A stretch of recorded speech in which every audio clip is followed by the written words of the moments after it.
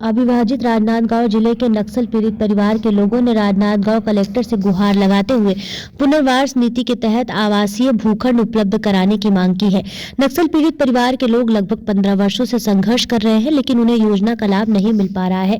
अविभाजित राजनांदगांव जिले के मोहल्ला पानपुर में नक्सली हिंसा का शिकार हुए परिवारों को छत्तीसगढ़ शासन की पुनर्वास नीति के तहत आवासीय भूखंड अथवा मकान दिया जाना था, लेकिन अधिकांश परिवारों को इस योजना का लाभ नहीं मिल पाया और लगभग 15 वर्षों से नक्सल पीड़ित परिवार के लोग संघर्ष कर रहे हैं।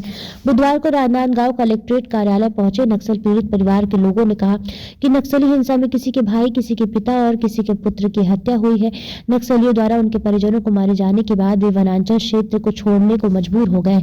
वहीं शासन की पुनर्वास नीति के तहत उन्हें जमीन अथवा मकान दिया जाना था, लेकिन लगभग 15 वर्षों के संघर्ष के बाद भी न मकान मिला है और न जमीन। परिवार से है सर, छत्तीसगढ़ शासन द्वारा नक्सल पीड़ित परिवार के लिए एक पॉलिसी बनाई है जिसमें नौकरी, मकान, छात्रवृत्ति, बच्चे के लिए पढ़ाई के लिए और राशन, बस पास देने का प्रावधान है। लेकिन हमारी पॉलिसी का लाभ लेने के लिए हम लगातार कई सालों से हम चक्कर काटते यहाँ थक चुके हैं। कई यहाँ एसपी बदल गए, आगे कलेक्टर बदल गए, अब तो अपना सरकार ही बदल गई है। हम कुछ दिन पहले रायपुर में एक आंदोलन किए थे इसी अपना पुनर्वास नीति के लाभ के संबंध में। तो उस समय भाजपा सरकार रमन सिंह जी ने हमारे आंदोलन के समर्थन में एक ट्वीट किया था और मीडिया में भी उसका आया था। तो हम चाहते हैं कि अब सरकार बदल गई है और रमन सरकार हमारी समस्या है और जल्द से जल्द समस्या का समाधान करे। क्या समस्या आपका? हमारा समस्या है सर, जैसे मेरे यहाँ घटना है, जैसे जितने हम लोग आए हैं, किसी के पति को या किसी के भाई को या किसी के पिता को मार दिया नक्सली और हम घर द्वार छोड़ के दूसरी जगह रह रहे हैं, झोपड़ी में रह रहे हैं सर। इसी हम लोग तो मकान देने का प्रावधान है। 2021 में पुनर्वास समिति निर्णय ले चुका है मकान देना है बोल के। अब हम बोलते हैं कि सर आपका जो निर्णय हुआ उस मकान का आवंटन करने के लिए, तो बोलते हैं ऐसे कोई नियम नहीं है देने का। ये कलेक्टर साहब बोलते हैं।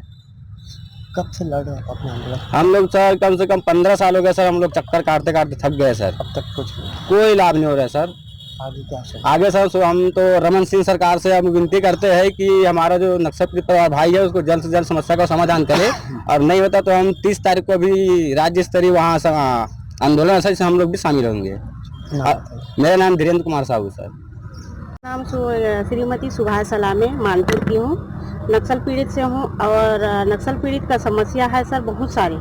तो पुनर्वास नीति जो शासन रणनीति बनाया गया है, अभी तक के कोई रणनीति का लाभ नहीं मिला है हम लोग को।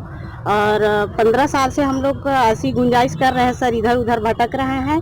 अभी तक के भूपेश सरकार का रणनीति था, वो भी अभी तक के हम लोग को लाभ नहीं मिला है सर। और अभी रमन सरकार का जो है वो भी जल्द से जल्द हमारा समस्या का समाधान करे, ताकि हम लोग को कोई सुविधा नहीं मिल रहा है अभी तक के। और इधर उधर भटक रहे हैं सर अपना गांव छोड़ करके। आपको आवास मिलना चाहिए। आवास का प्राथमिकता है और आवास अभी तक के मिला ही नहीं है। समय समय पे संशोधन किया करके बोले हैं सर, और अभी तक के रमन का नियम लागू किया था तो अभी तक के दिए नहीं है सर हम लोग को। और सारी समस्या समाधान हो गया करके बताते हैं सर, अभी तक के कुछ हुआ ही नहीं है। नाम बताइए। श्रीमती सुभाष सलामे। नक्सल पीड़ित परिवार के लोगों ने राजनांदगांव कलेक्टर के नाम एक ज्ञापन सौंपते हुए कहा कि राजनांदगांव कलेक्ट्रेट कार्यालय में 25 जनवरी वर्ष 2021 को जिला स्तरीय पुनर्वास समिति की बैठक रखी गई। इस बैठक में नक्सल पीड़ित परिवारों को 900 वर्ग फुट जमीन प्रति परिवार को आवंटित करने का निर्णय लिया गया और कलेक्टर द्वारा 28 जनवरी 2021 को तहसीलदार राजनांदगांव, तहसीलदार डोंगरगढ़ और तहसीलदार मानपुर को आवासीय भूखंड उपयुक्त भूमि की जानकारी देकर 1 सप्ताह के भीतर जमीन आवंटन करने का आदेश दिया गया था, लेकिन अब तक उन्हें जमीन नहीं मिल पाई है। नक्सल पीड़ित परिवार के लोगों ने कलेक्टर से गुहार लगाते हुए कहा कि छत्तीसगढ़ शासन की पुनर्वास नीति का उन्हें लाभ नहीं मिल रहा है। जमीन मिल जाने से उन्हें प्रधानमंत्री आवास योजना का लाभ मिलेगा, लेकिन वह नक्सल पीड़ित परिवारों को मिलने वाली सारी सुविधाओं से वंचित हो रहे हैं। नक्सल पीड़ित परिवार के लोगों ने कहा कि शासन की नीति का लाभ उन्हें अब तक नहीं मिला है। ऐसे में दर दर भटकने की नौबत आ गई है, क्योंकि इस योजना के तहत रोजगार के साधन भी मिलने थे, लेकिन उन्हें अब तक कुछ भी नहीं मिला है। नक्सल पीड़ित परिवार के लोगों ने छत्तीसगढ़ सरकार के मुखिया विष्णुदेव साय से आदिवासियों की पीड़ा को सुनकर जल्द से जल्द योजना का लाभ दिलाने की गुहार लगाई है। विजन टाइम्स न्यूज के लिए राजनांदगांव से लोकेश रजक की रिपोर्ट।